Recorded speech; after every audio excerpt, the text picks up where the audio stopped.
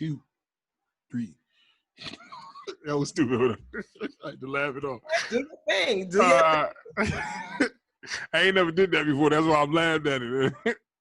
All right. Do your thing. All right, people. Once again, back to another episode with All Jokes Aside, man. We are week number 8, episode 8, man. I got a beautiful young lady with me. The second woman on All Jokes Aside. I got to get more. I definitely got to get more because I want to hear the women's side of this thing called the comedy game. But look, listen, if you if you got your TVs together, you've been out watching comedy shows, you might have seen her on Brick TV at the Apollo, and she is a female, Black-owned comedy club called Monique's Comedy Club. Y'all give it up for Monique Latise. Hey, hi, hey everybody. How you doing today? I'm great. Feeling great. Yep. That's good. So how was I like to start off with a little easy questions like where you from and all that. Where you from? Paterson, New Jersey. Born and raised. All right. A Jersey girl. I like that. Yeah. All right. You like Paterson though? I think Paterson crazy. It is, but you know what? I have to be honest. I was born here, and I thank God that my mother exposed me to other places. So even though I was born here, I was able to get out and see other places. You know what I mean? Yeah, I'm with you. My parents used to take us out in the summertime, go down south or something, see something different. Yeah. I flew to California a few times, Mm-hmm. Yep. So I think that's dope. When I was 9, my uncle played for the NFL, so I spent time in Atlanta when I was young, and we traveled, with the team. So I got out. Oh, that's what's up. That's dope as hell. Yep. Yo, so how long you been doing comedy? 10 years. For real? Yeah. That's it? I feel like you was doing it longer. Yep. 10 years. Okay. And what made you get into comedy? You know what? I feel so bad when people ask me that. I'm gonna tell you why, because my story is different than most people. I wish I could say because I was funny, I was making everybody laugh in class, I was killing them in the barbershop. That's the usual. Right. And when people come up to me, they be like, yo, I'm mad funny. I want to get into comedy. I get an attitude. Like, what I had to go through to get on stage? Like, I got on stage because I was depressed. For real? Yes. I was depressed. Let me back up. I've always loved entertainment. I used to rap when I was younger. When I was like 14, my MC name was Moni Love. Okay, because I used to like Moni in the middle. Where you at? Where you at? Yeah, Moni in the middle. Yes. Okay. I grew up on that era, so I used to and back in the day, Paterson was like a capital for a lot of MCs. A lot of people used to come to Paterson. Artists like New Edition, Bismarcky, Eric B. and Rakim, they all used to come to Paterson to perform. So I always wanted to be on stage with them, but I didn't know anyone in the business. So I kind of gave up on it. And then I went through a lot of depression with the kids and, going through a divorce and different things like that. And one day I just asked God, I said, why am I here? Like, what's your plan for me? Because I'm not feeling this thing called life. Nothing is working for me. Relationships, motherhood, nothing is working for me. I was on a job that I had been on for like 10 years at the time. I was having a lot of problems with my son in school. My marriage, had broken up. It was just a lot. And I was like, not in a good place with my parents. So I was like, I don't know why I'm here. And God said, you're here for a reason. And when he showed me what my reason was, it changed the game. No, that's dope. This show is called All Jokes Aside, and pretty much it's about to talk about like some of the dark side. And that was shocking that you started off with that, like that you used to doing comedy because you was depressed. So pretty much it was like what, like therapy for you, pretty much. Just it felt like it gave me purpose. Like it gave me a reason to live. It gave me a reason to fight. Like my son went to prison. It gave me a reason to fight. My son been in prison for 7 years. Comedy helped me through some of the toughest days of my life. Facts. I believe that. just being able to put shows together, being able to make people laugh, telling my story, having this platform, it just gave me a reason to live and wake up in the morning. Yo, honestly, I don't know what I would be doing if it wasn't for comedy. Yo, same. I actually feel the same way. I wanted to know my purpose also. That was, and I always been like you. I got the you been funny guy in school. Yeah, I was him and all that type of stuff. But I didn't know you could be a comedian. I really didn't. So I you didn't didn't know know any comedians? never. Yo, I didn't even know people could have comedy shows without TV. Like I didn't know. Oh, that's so I didn't. cute. Yo, for real, I didn't know you can go to a comedy show in your neighborhood or whatever, or go to Atlantic It's a City. whole world. It's a whole nother world. Like I didn't know that. Nothing. I didn't know it was possible. You didn't know it? Did you know any comedians? No, I never. Even when Wow. even when I first started, I didn't even meet a comedian until like maybe what 3 months into being a comedian, meeting another comedian. Yeah, like Right. so it was just like but I understand like my purpose. Like I tell people all the time, I'm special. I was in special needs. I wasn't supposed to be a guy nobody looked at to be anything or whatever. Right. But this gift right here put me in front of so many people What? and helped me conquer my fears. So I understand I understand where you coming from. And that's the same way with me. I struggled in school, barely graduated. I should have been tested, but back when I was coming up, they really didn't test kids. They really didn't test you. You ain't nothing wrong with you. Yeah, definitely. Ain't nothing wrong with you. Yeah, my mother named I should have been Denise. classified. You know what I mean? I should have been classified because I struggled. I should have, had an instructor with me to help me with my homework. So, to be able to have this type of platform, it lets me know that God didn't forget about me. So I get it. Like, I get it. No, definitely. No, like I said, it's shocking that people that you just said that came out. Because a lot of people scared to tell that type of side or whatever. I don't care. I tell them, hey, man, I still struggle with reading and spelling. I don't care. But, at the end of the day, I'm still who going to be who I'm be. What you going to do? Pick on me? All right, you got a flaw. You might stink, nigga. Like, that's the truth. And, I used to feel bad about that because, you be around other comedians and they like, even the way they carry themselves, I feel like, sometimes when a comedian's joking with one another, they laughing, and it's hard for me to do that. Like people would hit me with something like a joke, right? Not, like, or they'll put something on my Facebook page. Like today, this guy put something on my Facebook, and I said it was rude. He said, "Oh, I was hoping that you a comedian. I was hoping you'll start roasting me. Like I don't walk around roasting. I'm not a clown." Yeah, definitely. Like sometimes I wish I was her though, that just joked all the time, cracking on people. You big head mother, but that's not my style. Yeah, comedy has got different layers. A lot of people don't understand that. You know what I'm saying? You got the dude that's on the corner telling jokes or whatever, and he bombing on people all day. That's what he do. You know what I'm saying? Every comedian don't know how to bomb. Trust me, they know how to bomb, but they don't know how to bomb on somebody. Yeah, like that's not why. And people get it confused. They like, you can't take a joke. Not that I can't. I'm very serious, and I think sometimes that right there confuses people because my natural demeanor is very serious. And sometimes I have to remind myself that it's okay to let go. It's okay to laugh. You know what I mean? We all have our struggles in this game. We all have our struggles, and people got to understand that. As fans, like people want us to be funny all the time. They want us to be the life of the party all the time. Like, nigga, that shit is tiring. What? That shit is super tiring. Sometimes I can't do it. I done got many arguments, even with my wife, about it. Like, yo, let's go over to somebody's house. I said, I can't do it tonight. I'm too tired. I worked all day. Yeah. They're gonna steal the rest of the only energy I got. I'd rather wait for you to get home and we can have sex or something. I waste the energy that way. I probably took a nap or something, but I can't do it laughing. And that shit is tiring. Because they expect so much from you. Oh, Will gonna make us laugh. Trust me, I get it. Yeah. Yep, definitely.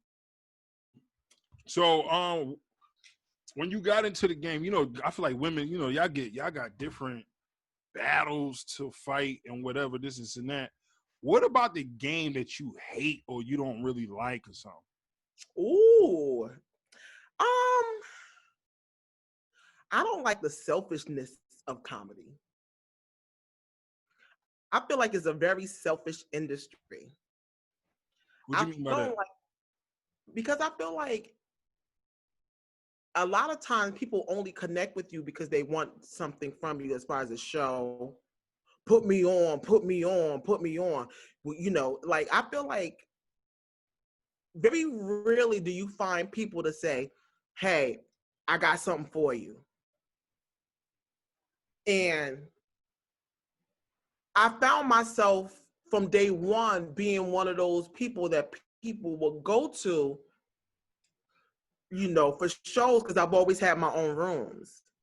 And it used to make me mad that people would want to always put me on to get that I'm also a comic and she also funny. So I struggle with that. Even as far as opening up my own comedy club, I was like, oh God, people are gonna be jumping out the woodwork, you know, put me on, put me on. And some of these people I have never even talked to. Some of these people have never said to me, hey, I see you doing comedy. You want to spot at my, you know, you want to spot at my show? Like that's the thing that bothers me the most. But I had to let that go. I had to really say, you know what, God, you put me in a leadership position. And because you put me in a leadership position, I have to be prepared for people to only think about themselves and come and make withdrawals from me and not make deposits. So when people do what you're doing, like put me on your platform, I'm grateful and I'm humbled for it because it don't come too often. Same. I understand that. I definitely understand that. Um, I'm a prideful person. I'm very pride. I feel like if I kill a show, you should book me instead of me asking you to book me or whatever. I will call you if I'm in the neighborhood. Be like, yo, I'm in the neighborhood. You know, I just want to come get a guest spot. If you got it, that's cool. That's different. But like when it's time for like some payments, I'll be like, yo, man, I think you should book me. I shouldn't have to call you to book me. And I understand that fight. And it's just funny when you do get a platform or whatever or something, people call you out of the woodwork. Like, nigga, we never even talked before. Or And people can be sneaky about it. This guy, from day one that I opened up the club, he kept inboxing me. I'm gonna come to your club. See, because I kind of feel like, you know, all right, I opened up the club up. I was only open 6 weeks before Corona shut it down, right?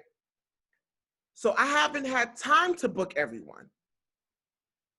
There's so many comedians out there, like I'm making my rounds, but people feel like they should be at the top of the list. So a guy, you know, a fellow comedian says to me the other day, I'm gonna come down and support you. I'm gonna come down. So I'm like, okay, that sounds good. Thank you. I will come down and hang out. You know, see the club. Maybe you have ideas. You know, maybe just showing me that you're supporting me. I'll be like, you know what? All right, you want to host this week or whatever. So he kept saying that he was gonna come down. So finally, and I knew where he was going with this. I already peeped it. So finally, he says to me, well, it seemed like you never gonna book me, so I'm just gonna come down and support. How about support in any way? Why do we have to be so selfish? How about saying, listen, Mo, put me on. I'm bringing some people with me. Put me on. I know you just opened up your club. I'm bringing some people with me. You know, I want to help you out. I'm gonna dedicate some time or donate some time or whatever. Or just come out and hang out. You know what a comedian did for me the other day? what's that? He gave me a picture. I guess he printed out a picture of him and I at another show, Okay. and he framed it and he put a message: "Congratulations, best wishes to you. I'm always here if you need me." And he put I was supposed to be paying him because I booked him for the show, and he put $100 bill in the picture frame. Oh, that's what's up. That's what I'm talking about. That's beautiful. That's what I'm talking about. You know, the selfishness, like me. What do you have for me? Book me. I don't like that.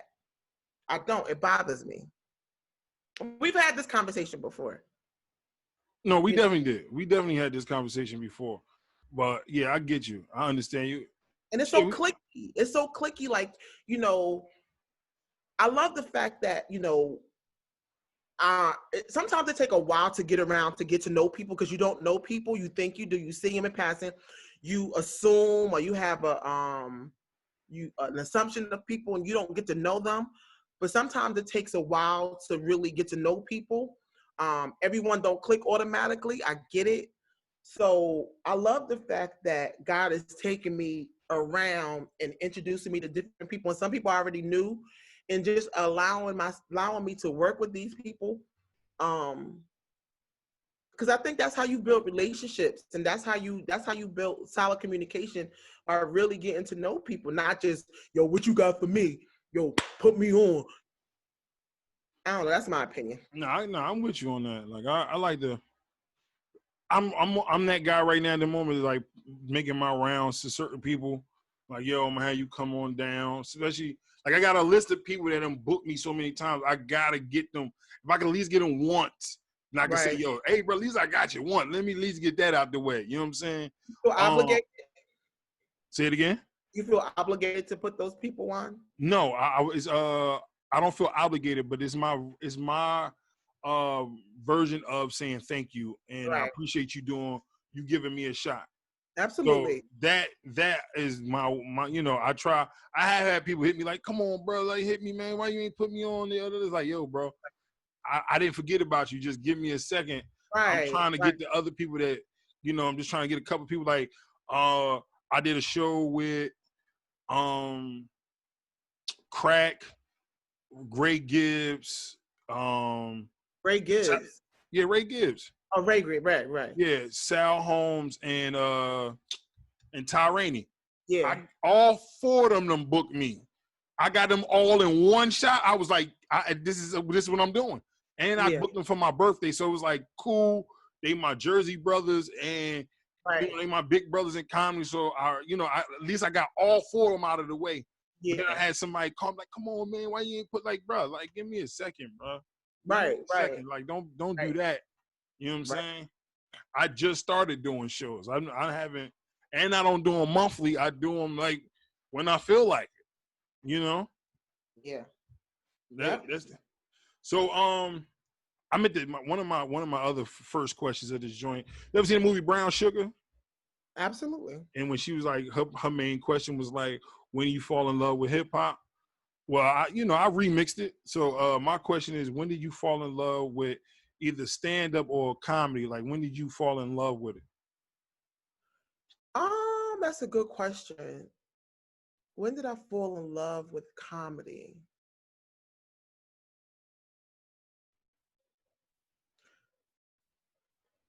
I guess I will have to say when I saw that comedy was going to be around for a while is when I said, all right, I'm in love.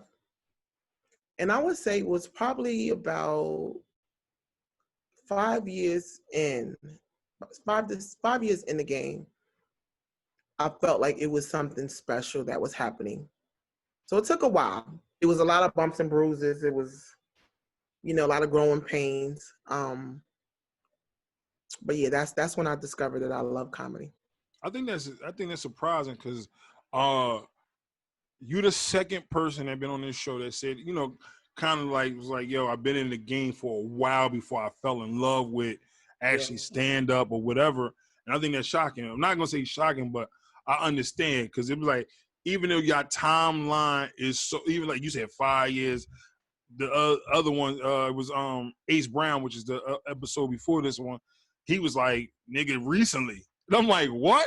He was like, yo, recently, because he understand how much if you took it away from me now, I gotta, I can't do it. So I miss her. So I was like, yeah, I get it. I definitely get it. I remember, I went through, it took me a while to find my rhythm. It was something that was drawing me to the stage, and I wasn't sure what it was.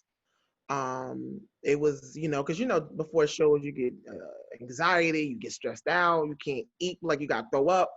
And Tell me about it. Why was I doing, like, why are you doing something that make you feel sick like this? But it was something that kept pulling me. And then one day I said, wow, comedy is the one thing in my life that actually loves me back. My kids love me, my family love me, but comedy is just is a different kind of experience. Like, yeah. No, you ain't lying about that. I like that because I feel like that some days. Like when my wife don't love me, I be like, man, look, when these streets love me though. Like when I get Right. like Yeah. yo, like I ain't gonna front. I've been like you say, you've been depressed.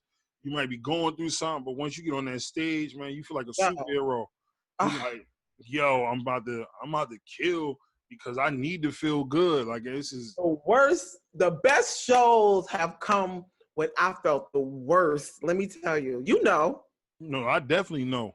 I know I'd have been in the argument on the way there and be like, yo, when I get in here, I feel bad because I'm about to go off. Whoever go behind me is gonna have right, a problem. They're gonna have because I'm about to go off. right. And you know what? The craziness is to think about that process. Is like I don't want it to be that way, right? But that's the way. Honestly, it's the thing that motivates. Well, for me, it's the thing that motivates me. Like some people get motivated by. Some people can walk on stage and just kill or just do their thing. Me, I'm driven by situation. No, I believe it. I'm driven by situation. So, like I said, it was so bad. I was like, oh my God, what am I going to talk about when my son come home? He's coming home from prison. What am I going to talk about now? But the whole quarantine, gave me a chance to see comedy in a different perspective. So I got some jokes in store. No, definitely. Like, yeah, I mean, you get jokes off of anything you do sometimes, man. Falling, talking, deaf. Like it's just weird how you come up with certain things. And like, I seen you perform a bunch of times, and like I see, I could tell sometimes when people are just coming off the cuff with something or that been a part of their set or whatever. But I'm that guy. I'm always off the cuff a lot of times. It be over some shit that just really just happens sometimes. And niggas don't even understand. It's like, yo, I just made a joke about my terrible day, and it's Right. you dying off it. I'm like, yo, this is great material. And I'm gonna keep this or whatever. Right. So yeah, I definitely understand where you coming from on that type of stuff because your life changes, so you don't know what you're gonna do now. It's like, oh, like you said, your son coming home and you like, God, so what I'm gonna talk about? Shit, still talk about it, or add something to it. Like now this nigga looking at the refrigerator crazy or something. You don't never know. It's a whole nother situation yeah. now, bringing the inmate out of prison into society. Like that's a whole nother topic. So we're going through the transition of him coming home now. So we don't pass when he first went in. We on something different. So you don't realize how much you will grow until you actually walk up on it. You know what I mean? It's like, wow. True. What's some of the craziest things that might have happened? If you want to talk about it, somebody getting on your nerves, you could talk about that, or a promoter, something you getting left, like anything you want to disclose. You ain't gotta say nobody's name unless you want to. You know what? One of the crazy thing. Let me see. Anything crazy? You know what? To be honest with you, I never really had major issues with things. A couple of times you go to shows, you get there and the show cancel. Ain't nobody tell you. We all go through that. I'm trying to think. Have I ever been somewhere? I think one time I did a show, and at the end of the show, the guy was like, "I ain't got your money," but I was ready to turn up. Like I harassed him for a month until I got my money. Damn. I think that happened like 3 times in my career, but they paid, so it wasn't. It was like I didn't want to have to keep calling these people, but I finally got my money. One issue that I feel like, because I'm a thick woman, Let's talk about it. Monitor, I had to kind of curve back what I do on stage because I like to dance. Like I was a dancer back in the day, so it ain't nothing for me to go on stage and dance and do my thing. But then when I'm off the stage, you get, damn, you was shaking that ass and blah blah blah blah blah. So I have to be careful because I don't, I think that people think because I'm automatically a thick, shapely woman that I'm a freak. Yeah. And I don't like that. Like that bothers me. So there's people that have said things that they shouldn't have said, and I had to check them. Like, listen, I'm not her on stage. Like the person you see on stage, when she's off the stage, don't come at me like that. No, Just listen definitely. to the joke and keep it moving. Definitely. Now I feel like that's an issue for everybody. Like I mean, everybody get hit on crazy, but I think women, y'all definitely get 10 times more of what, especially if y'all. No, that's not true. You don't think so? No. Male comedians, they get hit on much more than I think females do. I think with us is that we get the side conversations. Like after shows, nobody come up to me like, yo, can I get your number? Yo, you mad funny, you mad cute. I don't get that. Sometimes I wish I did. No? No. Oh man. I think men, when they see me on stage, I think sometimes they be like, whoo. Too much. Like, I don't know. I just don't get that. I've never had a male at a show like, yo, give me your number. You sexy. Ooh, I've never had that. Never. No. Shit, well, I ain't never had a male do that to me, but No. I have had people someone like trying, or whatever. It be you know what's funny though? With males for me though, would bug me out. These niggas be wanting to buy me drinks. They be wanting to buy me drinks when I get to the bar. Like I don't really drink like that. Like I drink like occasionally. Like if you really see me with some liquor, like somebody bought it for me. Like especially if I'm out, somebody bought it for me or somebody bought it for me. That's it. There's no other way around it. And I just be chilling. But niggas are like, I'll be at the bar. They be like, yo, what you get? I'm like, I'm getting a ginger ale. They be like, what? I'm like, nigga, I want a ginger ale. Let's stop bullshit and get something harder than that. I was like, nah, bro. I want a ginger ale. They like, man, look, you off the stage, you still trying to be funny. I'm like, nigga. I do get drinks. I always get a drink. Whenever I do a show, I'm always getting a Long Island iced tea. So I appreciate that. But I never get, yo, ma, you killed it. Great show. What's your number? I want to take you out to dinner. I don't get that. I wish I did. Oh, man. I don't get it. But I have been offered a few things. No. I have been offered a few things. I ain't getting nothing. No. Nope. Even when I do the jokes on my family, I still get the girls that don't care. Or not gonna say don't care, but living life. They young, we have a life. Life happens. So I understand. So that's all it is. I hear that.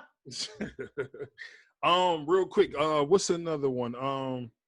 What's like some of the biggest sacrifices you had to do in this, to continue this journey?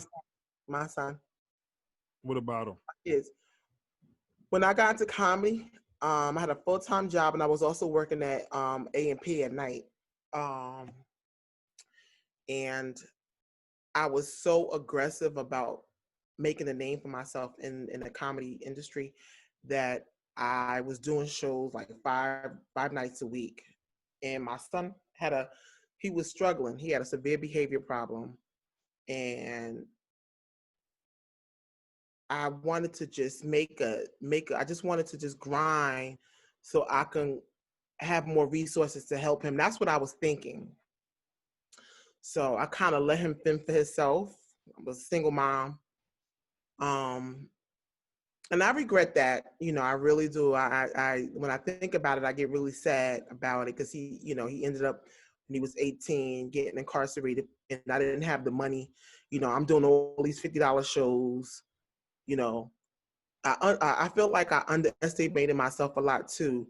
Allowing. I used to think, I didn't deserve to get $400 or $500. I got to take this $100 or $25. And at the end of the day, I had nothing to show for it. That's one of the reasons why I opened up my own spot. I had nothing to show for it. Like if I'm gonna be broke, at least I can say, well, I got a club. Like I couldn't even get my son a lawyer, when he went to prison. So he had to do 7 years when he could have did 3 if I had a lawyer. So that was like the biggest sacrifice, just not being, just not saving and raising my prices and being more business minded until now. Yeah, I understand that. I definitely understand that. That's like one of my focus. I'm always trying to show love, so that I don't get paid what I supposed to all the time. Right. I've been learning how to say no though. Right. Definitely, I've been definitely like learning that to say no because you gotta. Like I do comedy for free. I would do it every day for free, Right. or whatever. The money to me is only if you respect that I'm good enough to be paid. Right. That's why I But make you pay. sometimes it's not that. I used to think this. I think the same way that you do. Mm-hmm. I'm with you 100%. But sometimes I realize that people don't. When people book you and they set a price, it's not necessarily that they don't believe that you're good enough. Sometimes people just feel like it don't matter. This is what I have. You know, You got to take it. right. Yeah. And like I have to pick and choose. Like, should I take this? Should I not take this? Do I take it? Do I not take it? What else? So now, if somebody booked me for a price that I really feel like, you know what, I deserve better. I look at the overall picture. What am I getting out of it? Have I done this place? So you're not gonna book me for $25 at the same place I done did 5 times. We're not gonna do that. Oh, no, definitely. So if it's somewhere that I've never been, if it's a new place, new people, depending on the situation, I will. And you never know when you're gonna need somebody. So right now, like, I'm so glad that I helped a lot of people in my life, because right now I need people. I need comedians to say, listen, I got you. I'm gonna help you get started. I'm gonna help you. Like, yo, I performed at Monique's Comedy Club the first year. Yeah, definitely. I need that right now. No, definitely. So it's an awkward position that I'm in, because I get it. You want to get paid what you worth, but now I'm like, sometimes it's good to do people favors and pray that it comes back to you. No, definitely. Oh, I live off of that. Oh my God, I live off of that. And I don't mind being the first one to do the favor. I do not, because I need the favor to come back. I need it. Like, Right. I got a lot of kids. I got a wife. If I need help, somebody. This is why I always show love to somebody. I don't never do people wrong. Never. If somebody ever tell you I did them wrong, they lying or something. Right. We just had a disagreement or something. I ain't doing wrong. I ain't take no money from them. I didn't backstab them or nothing like that. I ain't do nothing crazy because I need that favor to come back. Be like, yo, or Karma comes around. Good karma and bad karma comes definitely, around. definitely. So I need the love and I need the respect or whatever. Like you said, it depends on like the people. Depends on the person. You'll do a Right. favor. You know what I'm saying? Like, hey, yeah, you only got that? All right, cool. I mean, and just add, make sure you get me something to eat. Like something like that. It made me feel like I had to come out of pocket. That's all I care about. If I feel like I ain't come out of pocket, I don't mind helping somebody that I really respect in the game or love it. Cause I'm like, yo, I'm gonna need a turn, nigga. My turn coming. I need it. Right. Absolutely. Yeah, definitely. And you should be able, when you do pay favors for people, you should be able to call and be like, yo, I need you. No, definitely. You know what I mean? Definitely. I definitely need that type of stuff. Let me see. We almost got a couple more. Just a couple more. I know you just said, certain things you might have regretted from, from doing comedy with your son or whatever. And is there anything else? Like maybe you wish you would have did better, or you could have did better? Let's see. No, I kind of, I don't regret anything. Because I believe that everything happens for a reason. I wish I was a little bit more aggressive as far as I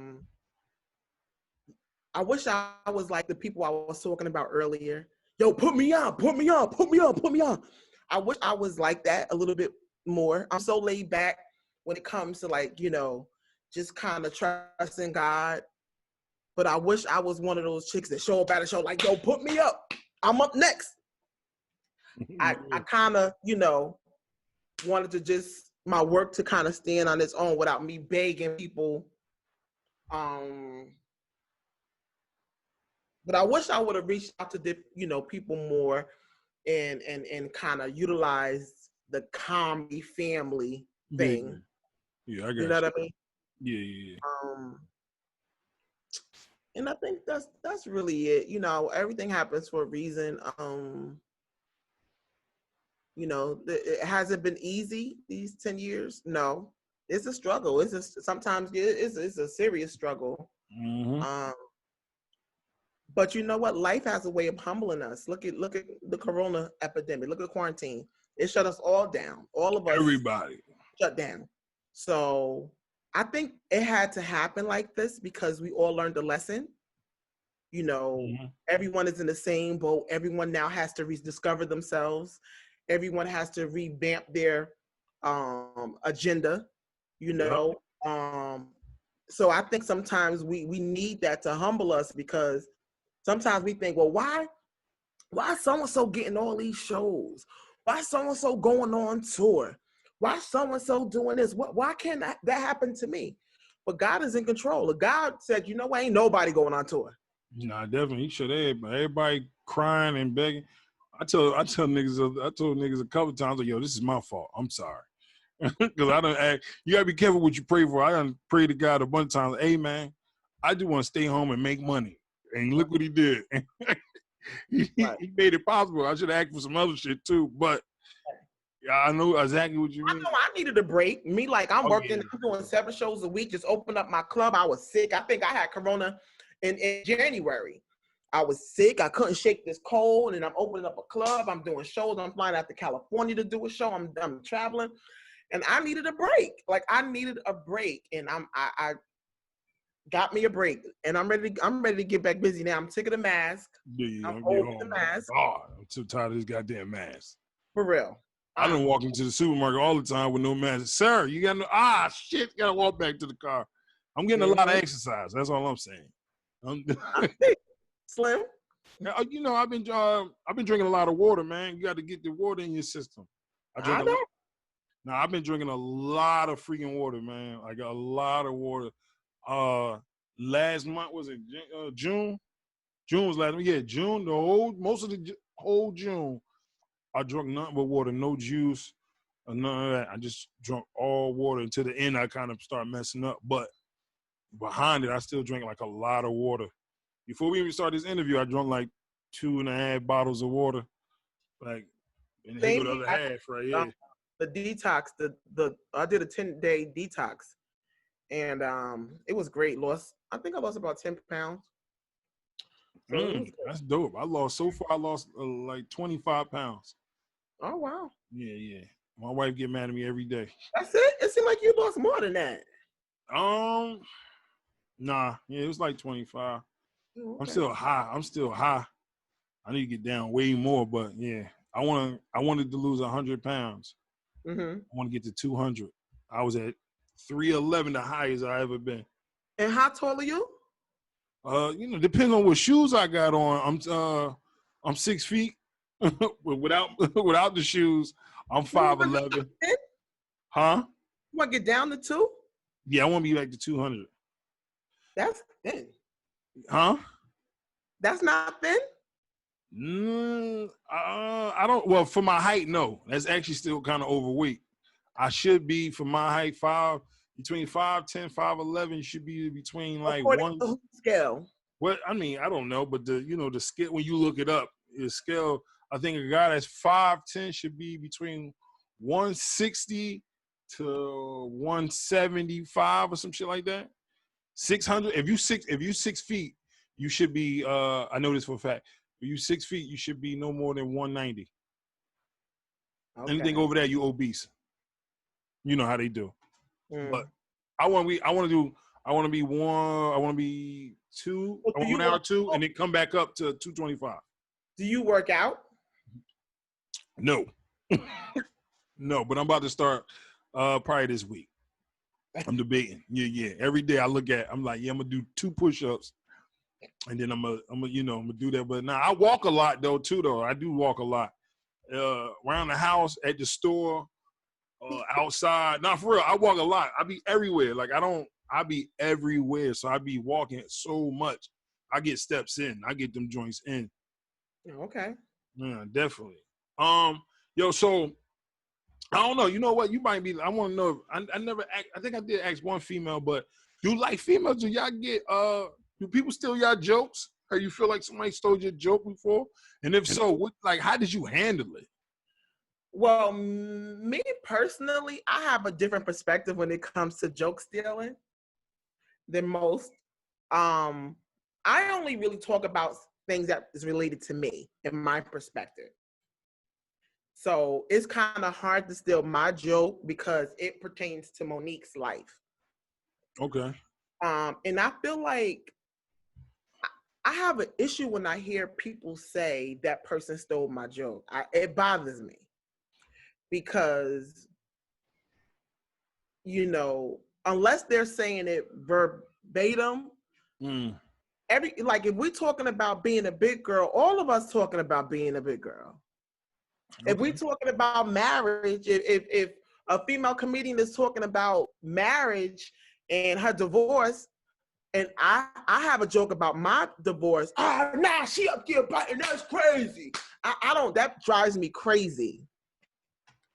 If a female comedian go up and they be like, yeah, they went to a prison. They saw all these attractive guys. Like I have a whole joke about me the first time I'm going into a prison.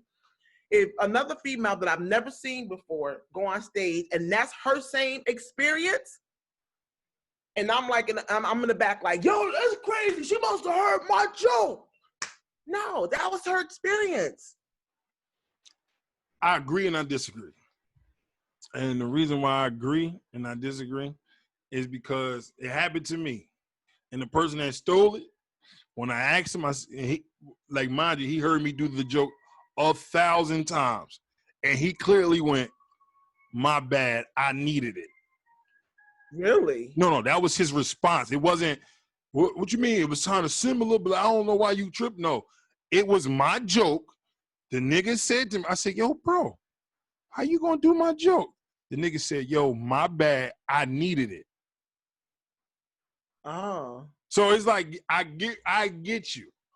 And I understand it, but sometimes, now, in the case of like what you said, like somebody don't know you and then they got the same kind of, what's the name? Then that happens. But I'm talking about niggas you know. This didn't happen to me. Niggas I know took my joke verbatim. And then I questioned him. Definitely, I'm going to talk to you about it. And that was his response. That was definitely his response. Yeah, in that situation, that is tough because, I mean, they clearly took your joke and you have to address it. I don't know. And I hear it all the time. I know that comedians get into big heated arguments over this. I mean, where they're ready to fight people and hurt people and all that kind of stuff over jokes. So I hope I never experience, because I don't ever want to be that mad at a person. Like I don't, because we can't control what people do. True. We can't control what people are gonna do. If they have the balls to do it, somebody gonna call them on it. You know what I mean? Somebody gonna call them on it. And I think that I never want to experience. So I don't have any jokes. I mean, if I heard somebody say one of my jokes, I'll probably be like, wow. I don't know what I would do, but I just never had that experience. Nah, that shit is different. It's definitely different. Especially when you know the nigga, you be like, yo, man, come on, bro. Or sis, come on. What would you rather that person say, hey, can I use this joke? I'll pay you. Here's $100 for that joke. And then would you stop using that joke if they paid you? Like, how is that handled?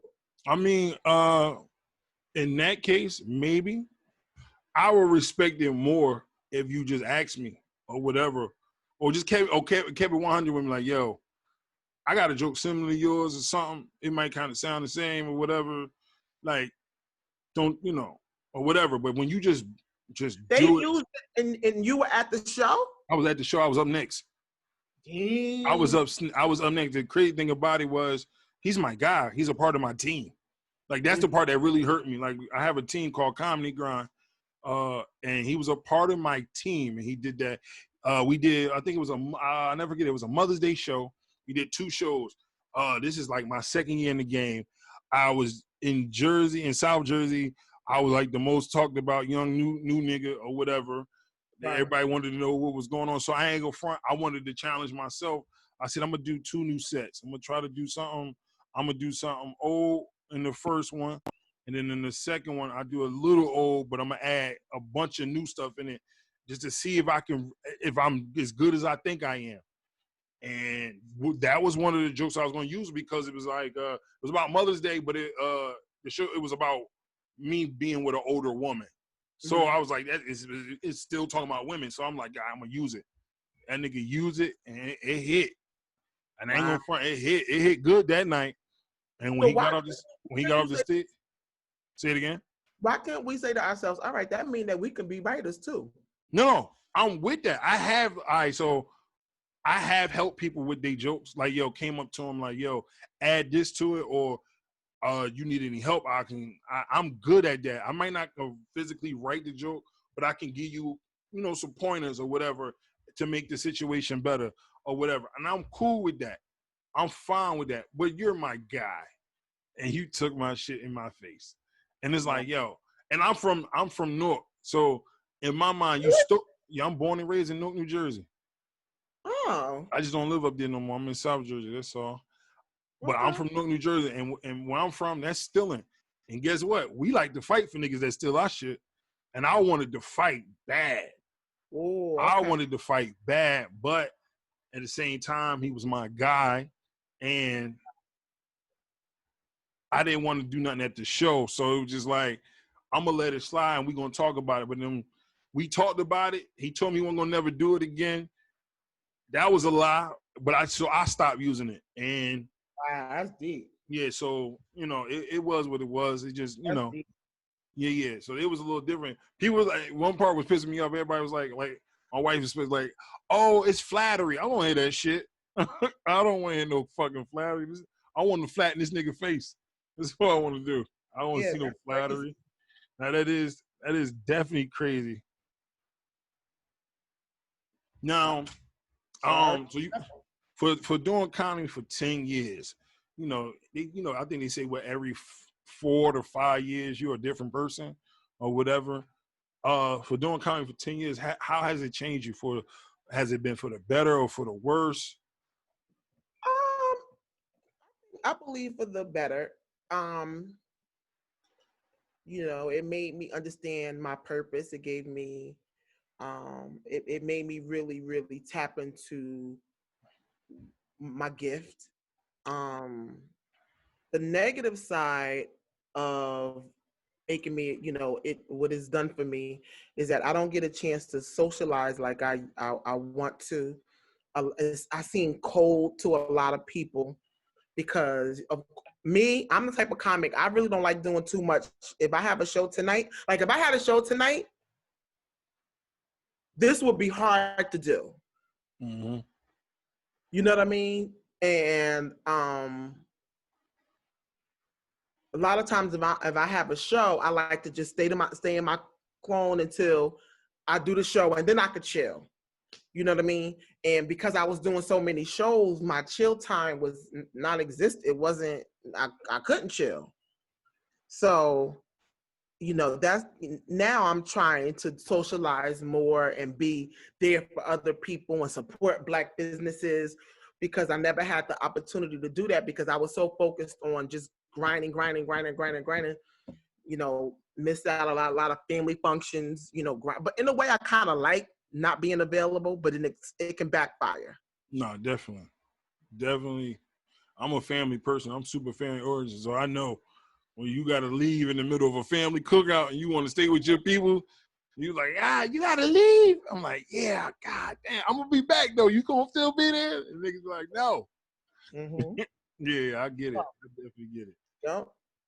I know, like, I'm a Comic View baby. Like, I used to watch Comic View a lot and stuff like that. I used to watch anything comedy related. I pretty much was up watching it late or whatever.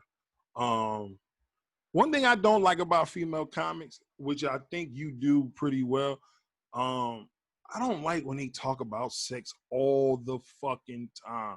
That is Yeah. so aggravating. What made you different from that? Because I don't like, remember when I said a couple of minutes ago that because I'm so thick and I have to kind of watch what I say. When I first started doing comedy, you know, I would get on stage and talk about, yeah, blah, blah, blah, blah, blah, blah, blah, blah. But then I noticed I was getting that type of attention. And I don't want to be viewed as that. I don't want to be, you know, viewed as, you know, because everybody's talking about it. So I wanted to have some topics. I want to talk about motherhood, dating, you know, I want to talk about life, you know, things that I can relate to. It's so much stuff other than sex. Now, I will tap on it depending on where I am, what type of show that I'm at. If the crowd, I try to read the crowd. Sometimes the crowd need that talk. Sometimes you got to give the crowd what they need. Oh no, we definitely. I just don't like when girls do it the whole fucking set. It's like, yo, come on. Yeah, yeah, I feel you. No, No, I didn't want to be. I didn't want to be that. I wanted to have some topics. Yeah, definitely. I know you. I mean, I know I started this way. I actually started doing stand up at my church for the first time. My very first time ever was at church, and I know you're a person that do, you know, raunchy and clean. Which one you like to do the most? Like, which one you like? You know, get you. I like the fact that I do both. I love the fact that I do both because I love the Lord. I love God. You know, I love him and I'm thankful. I love the fact that he's given me my gift. I love my testimony. I love ministering to people. So I love being amongst God's people and allowing my comedy to come through in ministry. I love that. And in fact, sometimes I think that ministry is my calling. Sometimes I feel that way. I believe that now because you lit up when I asked you that question. Like, out of all the questions I asked you today, that was the one. I don't know about your camera, your face is lit up like you like a little Christmas tree and everything. I believe Sometimes that. I feel like God has called me to ministry, and I struggle with that because I'm like, I feel like that's what he really wants me to do. But then I also sometimes like being a little risky. I don't say raunchy. I'm not raunchy. I like being risky. Okay, that's better. You know, I like that. I like being risky, but I've also learned. I consider my comedy to be I could consider to be the bridge between gospel and secular. You know, I consider it to be like I love doing my church jokes at the bar. And I love to do my bar. Like I have a joke about having a big butt that I do in the church. It took me years to do it because I didn't think I can talk about it in church. So I remember the first time I brought it up, yo, killed. They loved it. They loved it. They loved it. I was demonstrating how the ushers walk with the big booties. They loved it. And I was like, wow, all these years, you know, I used to try to go to the church and cover my little shape up, wear jackets and this and that. And, you know, it's women in there with big old tails. They know about it. They got some of the biggest ones. Dunks. Yeah. So. No, that's true. Cause I like both of them too. I like like one of my favorite comedians in that realm is Steve Harvey. Like he can do whatever, but he can minister to you too. Ooh, yeah. I was watching him the other night, man. I was crying too because I was like, "Yo, this is what I needed. I needed to hear this type of stuff or whatever." Yeah. But I like both of them too. I like I said, my first time ever doing stand-up was at my church in the first place. I ain't gonna front though. I do feel real liberated when I get to cuss a little bit, say a couple of things, and they hit crazy. But when I do my church jokes, oh man, when they hit hard, it's like, yo, yeah, these. It's a different, when you in church, it's a different kind of, it's like you hear God say, well done, my child. Nah, definitely. And they show you some of the best love in the world. Like, I'm like, yo. Yeah, man. Like you could, to me, I feel like you could really come with it in the church. Nah, you got to, because they are more almost, I ain't gonna say uptight than the secular circuit, but they don't have nothing to get them loose. Put it like that. Right. So you gotta bring it for them to feel comfortable. Because I didn't, I do a couple of church jokes that's risky, like how you say, but it's tasteful. So you like, oh snap, I didn't know, or whatever. Love it. Yeah. Whatever. I love trying like new stuff. Like I did a show. Shout out to what's her name, JL. Mm-hmm. I said GL. I mean GL. And she took me to Camden. I don't live too far from Camden. And we did a show, and the guy was doing the mime. This dude didn't have no glove or no paint on his face. And I'm like, yo, you robbed us of a show. Like, and I just kept going on that for a while. And then she touched on it too. I was like, yo, this is perfect. Like, it was one of the best shows I had. And it was only like maybe 50 people in there. We had a good time. I enjoyed it. I had a blast doing my church joke. I even did a new church joke about, what was it?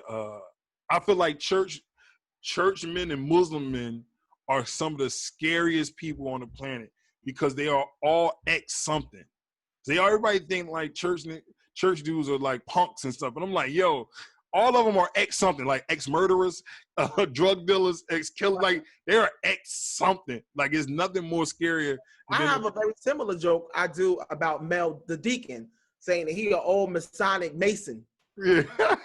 I mean, so it's the same concept. Yeah, it's like I tell him, I'm like, ain't nothing more scary than a dude from church say you, if I wasn't saved. Like he mean that. Like Right. if he wasn't saved, he's gonna do something to you.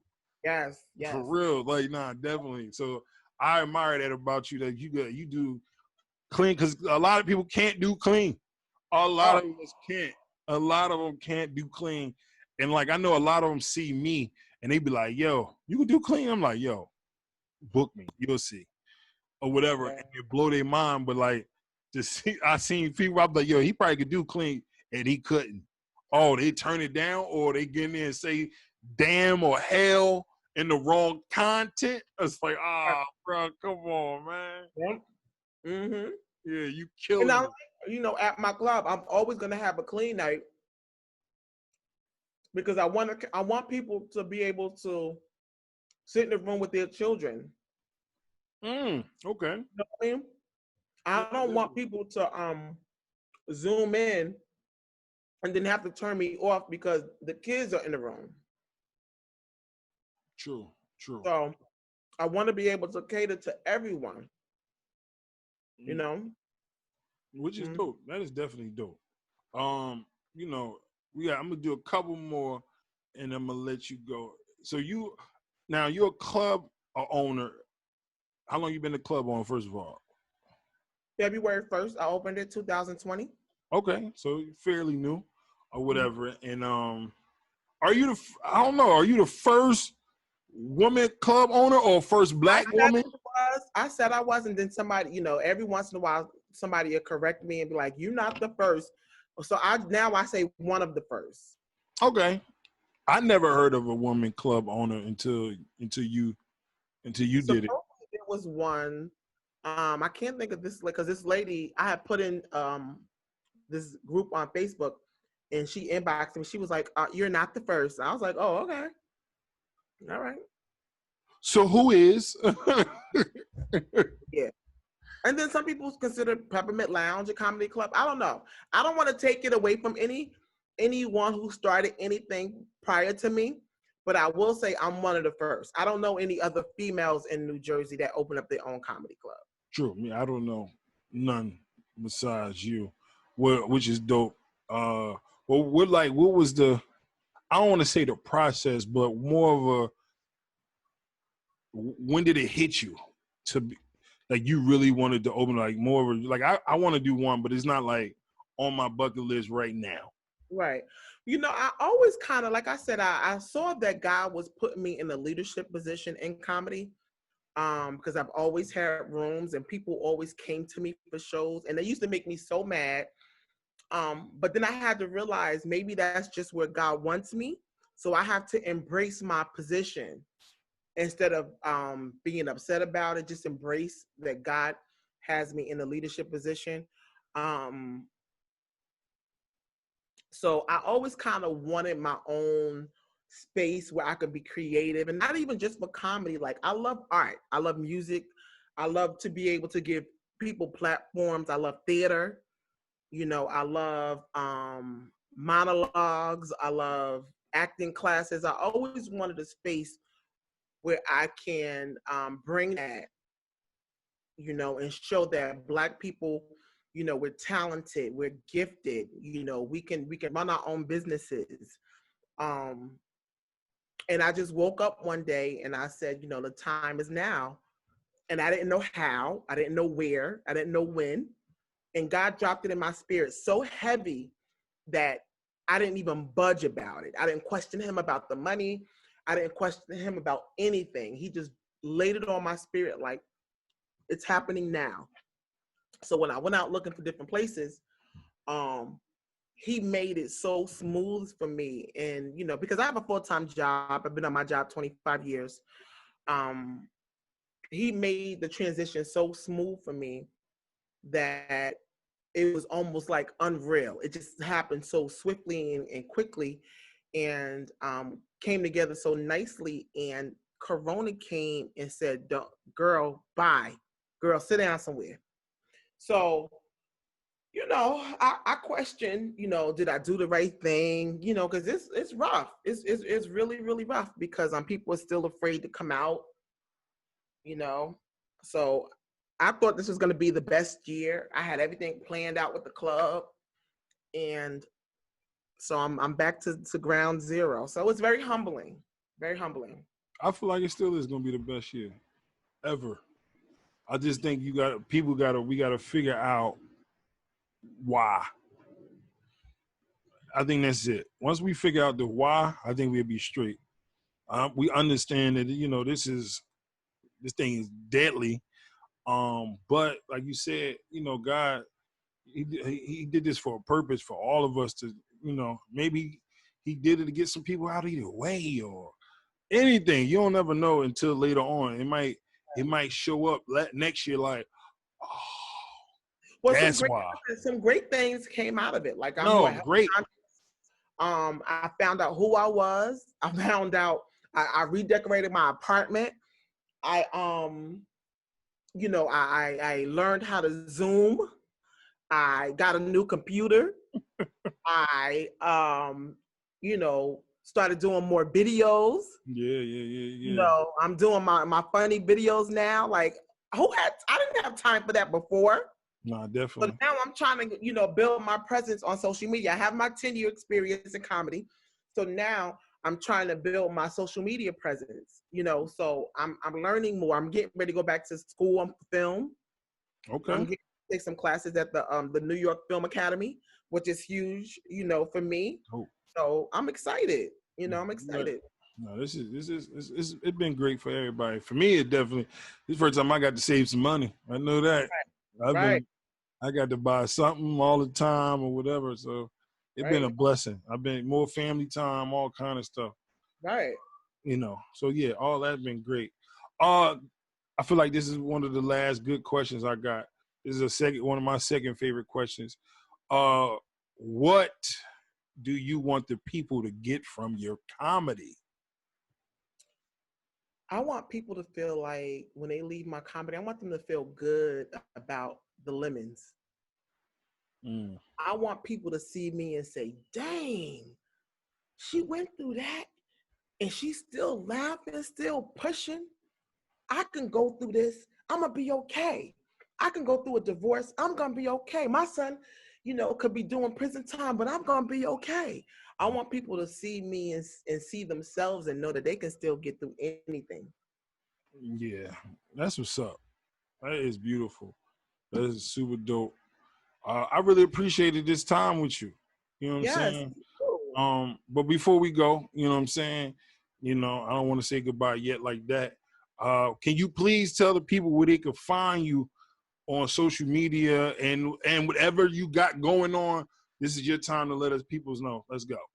Okay, so hey everyone, you can find me on all social media. My handle mostly is Monique Latise. You can find me on my club page, Monique Latise Comedy Club. I have to think about it.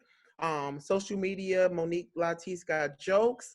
You can purchase tickets to any of my shows. I'm open Wednesday, Thursday, and Friday. Every Wednesday, Thursday, and Friday. www.moniquescomedyclub.com. You can Zoom the show, or you can come down live. Where we're being safe, making sure that the capacity is at a safe level. And you can find me on TikTok, Monique Latise, Instagram, Monique Latise. Where else? YouTube, Monique Latise. And that's it. That's what's up, man. Appreciate you. You know what I'm saying? Thank you for having me. We're gonna get up shortly, you know. Yes, thank you so much for having me. This is great. No, I appreciate you doing it. Even saying yes to it when I asked you. You didn't have to. Could have been You're busy. a great interviewer. I think I do all right. I could do You a little bit better, but we getting there. You know, this is the first season. Yeah, I think you do great. You don't try to out talk your guests. You give space. You know how to pull back. You know how to, pull ahead. I think you're doing a great job. No, I appreciate it because somebody told me the first episode, like, yo, you was talking over him. I was like, my bad. I was excited. My bad. Yeah, no, I think you're great. I'm working, you know. I got to do something. I got to get away from my kids. So this is like a perfect way for me to put them in a room other than bedtime to get the fuck away from me. I know that's right. This is great, you know. But nah, I appreciate you, my queen. You know, keep up the good work. You know what I'm saying? I will be putting all your info and all this and this stuff. I appreciate you. Thank you and good night. All right. Good night. All right. Talk to you later. Bye-bye. Bye-bye. All right, people. Once again, man, you just watched episode 8 with Monique Latise on All Jokes Aside. I really appreciate y'all, man. Continue to, stay tuned.